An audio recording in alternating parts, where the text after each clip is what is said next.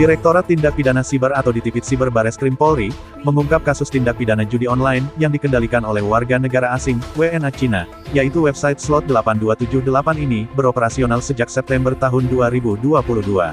Pada tanggal 1 Oktober tahun 2024 Ditipid Siber telah berhasil mengungkap tindak pidana perjudian daring situs web slot8278, yang merupakan situs perjudian yang dikendalikan oleh warga negara China dan lokasi server di China, kata Ditipid Siber Bareskrim Polri, Brigjen Himawan Bayu Aji, dalam konferensi pers di Gedung Bareskrim Polri Jakarta, Selasa tanggal 8 Oktober tahun 2024.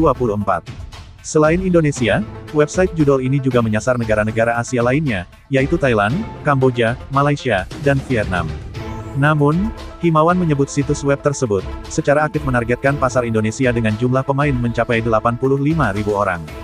Selain itu, kepolisian juga menyita uang tunai sebanyak 6,055 miliar rupiah, dan barang bukti lainnya, diantaranya 17 unit handphone, 3 unit laptop, 1 unit iPad, 3 unit token salah satu bank, 1 unit token bank dan saat ini telah diajukan pemblokiran terhadap 5 rekening.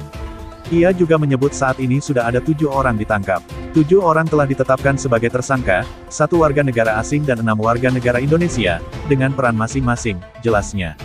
Penyedia jasa pembayaran, serta rekening bank yang berada di Indonesia, untuk melakukan deposit dan withdraw, dan para pelaku juga membuat aplikasi untuk mengkoneksikan deposit dan withdraw dari penyedia jasa pembayaran ke website perjudian tersebut yang berada di China. QF, warga negara asing asal China, selaku Direktur Penyedia Jasa Pembayaran. 2. Inisial RA, selaku Direktur Utama Penyedia Jasa Pembayaran.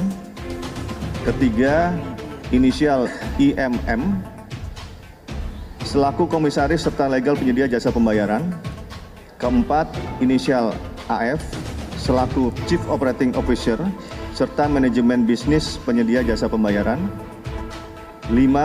Inisial FH, selaku Finance atau Manajemen Keuangan Penyedia Jasa Pembayaran. 6. Inisial RAP, selaku Operator Aplikasi Penyedia Jasa Pembayaran. Dan 7. Inisial HJ, selaku operator aplikasi penyedia jasa pembayaran. Modus yang digunakan para pelaku, kata Himawan, adalah memanfaatkan penyedia jasa pembayaran PJP, serta rekening bank yang berada di Indonesia, untuk melakukan deposit dan penarikan dana atau withdraw. Ketujuh tersangka ini akan dijerat dengan pasal berlapis, yaitu pasal 45 ayat 3, junto pasal 27 ayat 2, Undang-Undang Nomor 1 Tahun 2024, tentang perubahan kedua atas Undang-Undang Nomor 11 Tahun 2008, tentang Informasi dan Transaksi Elektronik ITE, Undang-Undang tentang Tindak Pidana Transfer Dana pasal 82 dan atau pasal 85.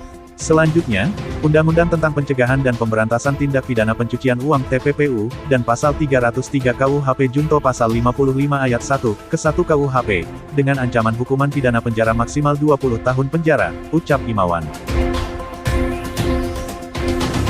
Dari Jakarta, Daniel Agustianto, Raden TV, melaporkan.